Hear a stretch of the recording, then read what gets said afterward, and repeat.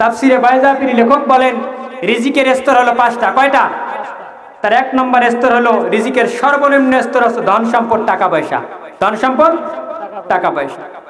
এই জন্য ধন সম্পদ যাদের আছে আপনারা চেষ্টা করবেন এটা যেন আল্লাহর রাস্তায় ব্যয় করতে পারেন। সূরাতুল বাকারার 215 নম্বর আয়াতে রব্বুল আলামিন বলেন ইয়াসআলুনাকা মাযা ইউনফিকুন কুল মা আনফাকতুম মিন খায়রিন ফালিল ওয়ালিদাইনি ওয়াল আকরাবিনা ওয়াল ইয়াতামা ওয়াল মাসাকিনি ওয়া ইবনিস সাবিল ওয়া মা তাফআলু মিন খায়রিন ফাইন্নাল্লাহা বিহি আলিম। রব্বুল আলামিন বলেন, ও নবী, যদি তোমার উম্মতরা প্রশ্ন করে আমরা কোন পথে ব্যয় করব, তুমি তাদেরকে বলে দাও তোমরা ব্যয় করার যদি প্রয়োজন মনে করো ফালিল ওয়ালিদাইনে, প্রথমে তোমরা পিতামাতার জন্য ব্যয় করো, এরপর নিকটস্থ আত্মীয় স্বজনের জন্য ব্যয় করব। কিন্তু দেখা যায় শীতের রাত্রে আব্বা আম্মা একটা কম্বল পায় না, আর ওই ছেলে টাকা নিয়ে যা বাইরে আমোদ ফুর্তি করে ঘুরে বেড়ায়। ছেলে এমবি কিনে নিয়ে আসে, পাবজি গেম খেলায়, বিভিন্ন গেমে আসক্ত হয়ে যায়। এদিকে বাবা মা ঠান্ডায় থর থর করে কাঁপতে থাকে। বাবা মার খোঁজ ওই সন্তানরা রাখে না। এই জন্য ধন সম্পদ দিলে আপনি প্রথম আব্বা আম্মার জন্য ব্যয় করবেন। আল্লাহর হাবিব সাল্লাল্লাহু আলাইহি ওয়াসাল্লাম বলেন, আপনি পিতা মাতার জন্য যে টাকা, যে সময় আপনি ব্যয় করবেন, আল্লাহ রাব্বুল আলামিন এই টাকা এবং সময়ের কোনো হিসাব নেবেন না। বলেন না সুবহানাল্লাহ বিহামদিহি। সবকিছু সাদাকা হয়ে যাবে। এই জন্য প্রিয় ভাইরা আমার, সূরা আল ইমরানের 134 নম্বর আয়াতে বলেন আল্লাযীনা ইউনফিকুনা ফিস সাররাই ওয়াদ দাররাই ওয়াল কাযিমিনাল গায়জ ওয়াল আফিনা আনিন নাস। রব্বুল আলামিন বলে, যারা আমি রব্বুল আলামিনের মুত্তাকিন বান্দা হবে, এরা সচ্ছল অসচ্ছল উভয় অবস্থায় আল্লাহর রাস্তায় দান করবে। মুত্তাকিনের 100 টাকা থাকলে মুত্তাকিন 10 টাকা দান করবে। 1000 টাকা আছে, মুত্তাকিন 100 টাকা দান করবে। মুত্তাকিনের 5000 টাকা আছে, মুত্তাকিন 500 টাকা দান করবে। দান করলে যিনি কবুল করে নেবেন তিনি কে? তোর দিল খুলবে পরে, আগে খুলু খাত, দে জাকাত তোরা দে রে জাকাত। মুসা আলাইহিস চাচতো ভাই কারুনকে জিজ্ঞেস করা হয়েছিল, ও আমার ভাই কারুন, তুমি আল্লাহর রাস্তায় দান করো। কারুন বলে, আমি আমার ধন সম্পদ, আমার ইন্টেলেক্ট, বুদ্ধি আর মেধা দিয়ে কামিয়েছি, আমি কেন তোমার আল্লাহর রাস্তায় দান করব? কারুন অহংকার করলো, দান করলো না। এবার মুসা আলাইহিস সালাম বললেন, আল্লাহর আযাবের অপেক্ষা করো। আল্লাহর যখন আযাব আসতে লাগলো, এমন অবস্থা হয়ে গেল, কারুন ডাবতে ডাবতে শেষ পর্যন্ত কোমর পর্যন্ত ডেবে গেল। বলছে সমস্যা নাই, উঠে যাব। এরপর যখন গলা পর্যন্ত ডেবে গেল, বললো সমস্যা না, উঠে যাব। যখন গলা থেকে একটু পড়ে গেল, তখন বললেন, ও মুসা, আমার সব ধন সম্পদ তোমার আর তোমার আল্লাহর। আল্লাহ বললেন, টাইম ইজ আপ, তোমার সময় শেষ। কারণ দুইটা সময় তওবা কবুল হয় না। একটা হলো বাদাল গরগরা, দ্বিতীয়টা হলো বাদাত তুলি শামসি বিন মাগরিবিয়া। বাদাল গরগরা হলো ওই সময় যখন মালাকুল মউত আপনার আমার রূহ ধরে টান দিবে, গরগরা আওয়াজ হবে। এই সময় তওবা করলে তওবা কবুল হবে। ফিরাউন শেষ সময় যখন পানিতে চুবায়াত তোলে, ফিরাউন বলছিল আনা মিনাল মুসলিমিন, আল্লাহ কয় তোর মতো মুসলমানের দরকার নাই, তোর সময় শেষ। ফিরাউনের তওবা কবুল। আসুন সময় থাকতে আমরা আল্লাহর রাস্তায় ফিরে আসি। আর দ্বিতীয়টা হচ্ছে বাদা তুলি শামসি বিন মাগরিবিয়া, সূর্য যখন পশ্চিম দিকে, এখন পূর্ব দিকে উদিত হয়, পশ্চিম দিকে অস্ত যায়, কিন্তু কিয়ামতের আগে সূর্য পশ্চিম দিকে উঠবে আর পূর্ব দিকে অস্ত যাবে। ওই সময় তওবা কবুল হবে না। এই জন্য সময় থাকতে কার রাস্তা দান করতে হবে? আল্লাহর রাস্তা দান করবো। জি প্রিয় ভাইয়ের আমার, এরপর আছে রিজিকের দ্বিতীয় নম্বর স্তর। দেখেন দ্বিতীয় নম্বর স্তর সর্বোচ্চ সুস্থতা, সর্বোচ্চ রিজিক কি? যারা আমরা আজকে এখানে আসতে পেরেছি, জানেন আল্লাহ শুকরিয়া আদায় করেন। অসংখ্য ভাই রংপুর মেডিকেলে শুয়ে আছে, কাতরাচ্ছে। অসংখ্য ভাই পাবনা মেডিকেলে কাতরাচ্ছে। আপনারা তো সুস্থ আছেন, মাহফিলে আসতে পারছেন। রব্বুল আলামিন এর জন্য সূরা বনী ইসরাঈলে বলেন, ওয়া নুনাজ্জিলু মিনাল কুরআনি মা হুয়া শিফাউন ওয়া রাহমাতুল লিল মুমিনিন। রহমাতুল লিল মুমিনিনা ওয়া লা ইয়াজিদুজ জালিমিনা ইল্লা খাসারা। রব্বুল আলামিন বললেন, ওয়া নুনাজ্জিলু মিনাল কুরআন, আমি রব্বুল আলামিন যে কোরআনটা নাজিল করে দিয়েছি, মা হুয়া শিফাউ, এই কোরআনটা তোমাদের জন্য আরোগ্য ঔষধ স্বরূপ। এই কোরআনটা তোমাদের আত্মিক এবং বাহ্যিক রোগ সমূহের ঔষধ। কাজে এই কোরআনটা ধরো, কোরআন পড়ো, আল্লাহ রব্বুল আলামিন তোমাদের সমস্ত বালা মুসিবত রোগ বালাই দূর করে দেবে। এরপর আল্লাহ বলেন ওয়ালা ইয়াজিদুজ জালিমুনা ইল্লা খাসার, এই কোরআনটা মুমিনদের জন্য ঔষধ স্বরূপ, মুমিনদের জন্য শেফা। আল্লাহ এর পরবর্তী আয়াতে বললেন, এই আয়াতের শেষের দিকে বললেন ওয়ালা ইয়াজিদু, এটা বৃদ্ধি করে, জালিমুনা ইল্লা খাসার, জালেমদের জন্য ক্ষতি বৃদ্ধি করে। এই কোরআন যদি চলতে থাকে জালেমদের ধ্বংস শুরু হয়ে যাবে। এই কোরআন যদি চলতে থাকে কাফের মুশরিকদের নিচে চেয়ারটা আর থাকবে না।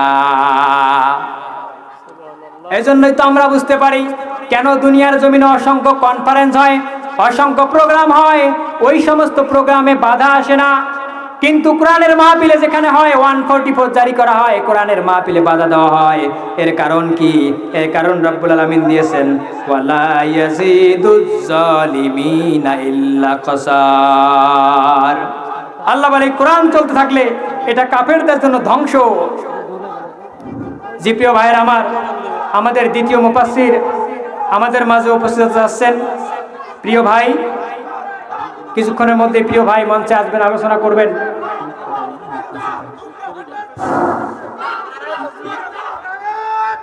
একটু সবাই মিলে তাকবীর দেই, শরীরটা গরম হোক, ইমানটা মজবুত হোক। নারায়ণ তাকবীর। দ্বিতীয় বক্তার আগমন, শুভেচ্ছায় স্বাগত। আলহামদুলিল্লাহ, আল্লাহ রাব্বুল আলামিন আমাদের সবাইকে তৌফিক দেন যে আমরা তৃতীয় বক্তার মূল্যবান আলোচনা শুনলাম। আল্লাহ রাব্বুল আলামিন এখন আমাদেরকে দ্বিতীয় বক্তার মূল্যবান আলোচনা কোরআন এবং হাদিস থেকে শোনার সময় আল্লাহ রাব্বুল আলামিন তৌফিক দেন। সকলে বলে আল্লাহুম্মা আমিন। বিশেষভাবে ঘোষণা করা হচ্ছে, রাস্তার মাঝে দেখা যাচ্ছে পুরুষের চাইতে আমার মা বোনেরা মনে হয় যেন এ মাথা থেকে ও মাথা পর্যন্ত এত ভিড়, যেটা লক্ষণীয় বিষয় যে যুবক ছেলেরা যারা আছেন আশেপাশে তারা একটু সরে যাবেন। মাঠের মধ্যে মাহফিলে আছেন, মা বোনদেরকে ভিতরে জায়গা দেন যাওয়ার জন্য। কেননা ইসলাম প্রিয় মা বোনেরা ঘরে বসে না থাকে, এখন তারা তাফসীর মাহফিলে আয়োজন তারা সফল করে ফেলেছে। একটা তাকবীর দান তারা শুরু নারায়ণ তাকবীর। আল্লাহ রাব্বুল আলামিন এই তাফসীর মাহফিলের গোটা মাহফিলটার জন্য মানুষে ভর্তি হয়ে যায়। মানুষ মনে করতেছে বাইরে যারা আছে তারা মনে করতেছে যে ভিতরে মনে হয় লোক নাই। এতগুলো লোক আছেন, একটা তাকবীর দিয়ে জানায় দেন যে আমরা ভিতরে আছি, আপনারা তারা দাঁড়িয়ে আছেন। বলেন নারায়ণ তাকবীর। আলহামদুলিল্লাহ। ভলান্টিয়ার ভাইরা যারা আছেন তারা তাদের সঠিকভাবে দায়িত্ব পালন করার জন্য বিশেষভাবে বলা হচ্ছে। বিশেষ করে মা বোনদের ওইখানে যেন কোনো যুবক ভাইরা গ্যাদারিং করতে না পারে, এরকমের যারা থাকবে তাদেরকে সুন্দরভাবে বুঝিয়ে মাহফিলে পাঠার দেওয়ার ব্যবস্থা করবেন ইনশাআল্লাহ। আমাদের সামনে এখন দ্বিতীয় বক্তা, বিশিষ্ট ইসলামী চিন্তাবিদ, মুফাসসিরে কোরআন আর 2 মিনিট তৃতীয় বক্তা সাহেব উনি আলোচনা করবেন। তারপরে আমাদের দ্বিতীয় বক্তা ওনার মূল্যবান আলোচনা ওনার আসন গ্রহণ করে করবেন ইনশাআল্লাহ। জি প্রিয় ভাইয়েরা আমার, আমাদের দ্বিতীয় মুফাসসির আমার শ্রদ্ধে বড় ভাই আমাদের মাঝে উপস্থিত। একটু পরেই আপনারা তার কথা শুনবেন। যে আমি আর একটু কথা বলে শেষ করে দেব।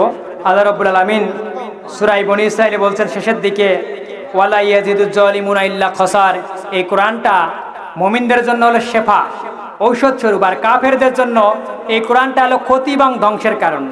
এজন্যই এই কোরআন যদি চলতে থাকে কাফের মুশরিক বেঈমানদের নিচে আর চেয়ার থাকবে। এজন্য রব্বুল আলামিন সূরা হামিম সিজদার 26 নম্বর আয়াতে বলেন وقال الذين كفروا لتسمعوا لهذا القرآن والغوا فيه لعلكم تغلبون। রব্বুল আলামিন বলেন কাফের গোষ্ঠীরা চেষ্টা করে যেখানে কোরআনের আলোচনা হয়, যেখানে কোরআনের জলসা হয়, কোরআনের তাফসীর হয়, তোমরা ওইখানে বিশৃঙ্খলা সৃষ্টি করো, হট্টগোল সৃষ্টি করে দাও, এক পর্যায়ে কোরআনের মাহফিলগুলোকে বন্ধ করে দাও। কাজেই পৃথিবীতে যারাই কোরআনের মাহফিল বন্ধ করবে, বাধা দিবে, বুঝতে হবে এরা নব্য আবু জেহেল উতবা সাহাবা। কথা বলেন ঠিক কিনা? শুনে রাখেন ভাইরা আমার, আপনাকে আমাকে অবশ্যই একদিন মরতে হবে, হবে কি হবে না? সেই দিন আপনি যে হাত দিয়ে কোরআনের মাহফিল বন্ধ করবেন, এই হাতগুলো সাক্ষ্য দেবে। সূরা ইয়াসিনের 65 নম্বর আয়াতে আল্লাহ বলেন, আল ইয়াউমা নাকতিমু আলা আফওয়াহিহিম ওয়া তুকাল্লিমুনা আইদিহিম ওয়া তাশহাদু আরজুলাকুম বিমা কানু ইয়াকসিবুন। রাব্বুল আলামিন বলেন, সেই দিন মানুষের মুখের মধ্যে মোহর মেরে দেওয়া হবে। ওয়া তুকাল্লিমুনা আইদিহিম, ওই দিন হাতগুলো মানুষের সাক্ষ্য দিবে। আল্লাহ এই হাত দ্বারা নিরপরাধ একটা অসহায় মানুষকে, একটা নিরপরাধ মানুষকে, মুফতি আমির হামজাকে 925 দিন কারারুদ্ধ করে রেখেছিলেন। শুধু তাই নয়, এই হাত সাক্ষ্য দেবে রাব্বুল আলামিন, যে লোকটা বাংলাদেশ শুধু নয় তাম পৃথিবীর জমিনে 52-53 দেশে কোরআনের মাহফিল করেছিলেন, তাফসীর মাহফিল করেছিলেন, ওই কোরআনের পাখিটা 13 বছর কারারুদ্ধ করে মেরে ফেলা হয়েছে। সব সাক্ষ্য দেবে সময়ের অপেক্ষা। আল্লাহ বলেন শুধু তাই নয়, ওয়া সাদু আরজুলাকুম, তোমাদের পা গুলো তোমাদের কৃতকর্মের সাক্ষী দেবে। এই জন্য প্রিয় ভাইয়ের আমার, আমরা হয়তো আমাদের মাঝ থেকে ওই পাখিকে আর ফিরে যাব না, কিন্তু একজন পাখি চলে গেছেন, হাজারো পাখি চলে যাচ্ছেন। আমির হামজা ভাই ভিতরে ছিলেন, বাইরে চলে যাচ্ছেন। আমার বড় ভাই, প্রিয় বড় ভাই, আজকে এই মাহফিলের প্রধান যিনি বক্তা রয়েছেন আলমগীর হোসেন বিপ্লবী ভাই, একদম আমির হামজা ভাইয়ের মতো কণ্ঠ। কাজেই আল্লাহ বলছেন, ইউরিদুনা আইয়ুতফিউ নূরাল্লাহ, আমার এই কোরআনের আলো যারা নিভিয়ে দিতে চায়, এই নিভিয়াতে তোমরা কখনো কোনোদিন পারবা না। আল্লাহ রাব্বুল আলামিন বলছেন, আইয়ুতিম্মা নূরাহু ওয়ালাউ কারিহাল মুশরিকুন, আমি আল্লাহ আমার নূরকে, কোরআনের আলোকে তাম পৃথিবীর জমিনে প্রজ্বলিত করব। আজকে মার্কিন গবেষণা প্রতিষ্ঠান পিউ রিসার্চ সেন্টার গবেষণা করে দেখেছেন, এই যে মুসলমানদের কোরআন নিয়ে গবেষণা করে দেখছেন, যে এই কোরআন আজকে নয় 2070 সালের মধ্যে তাম পৃথিবীর জমিনের সমস্ত ধর্ম, দল মত নির্বিশেষে সব ধর্মের লোকের উপর মুসলমানদের সংখ্যা বেশি হবে, মুসলমানরা তাম পৃথিবী লিড দিবে। কথা বলেন ঠিক কিনা? কাজেই হাজারো বাধা বিপত্তি আসলেও আমরা কিন্তু এই মঞ্চ থেকে সরে দাঁড়াবো না। যতই বাধা বিপত্তি আসুক, আমরা এই পথেই থাকবো। এই জন্য বলি, আসুক না যত বাধা, যত ঝড় সাইক্লোন, কোরআনের পথে মোরা চলবই। এ জীবন বাজি রেখে দিনের পথে মোরা ইসলামের পতাকা উড়াবই। আসুক না যত বাধা, যত ঝড় সাইক্লোন, রাসূলের পথে মোরা চলবই। এ জীবন বাজি রেখে দিনের নিশান মোরা বাংলার আকাশে উড়াবই। মোরা কামানের মুখোমুখি দাঁড়িয়ে, মোরা কামানের মুখোমুখি দাঁড়িয়ে আল্লাহু আকবার বলবই। আসুক না যত বাধা, যত ঝড় সাইক্লোন, রাসূলের পথে মোরা চলবই। এ জীবন বাজি রেখে দিনের নিশান মোরা বাংলার আকাশে উড়াবই।